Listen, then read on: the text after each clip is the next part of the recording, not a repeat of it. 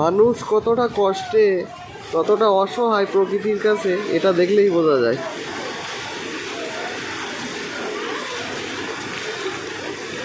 এখন আরজি করে প্রচণ্ড বৃষ্টি এবং ঝড়। এখন আমরা আরজি করে আছি আর প্রকৃতির সঙ্গে লড়াই করছি।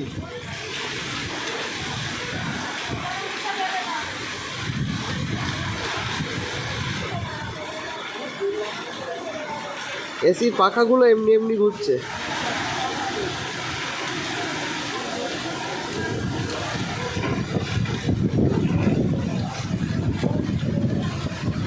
হাওয়ার তীব্রতা প্রচণ্ড।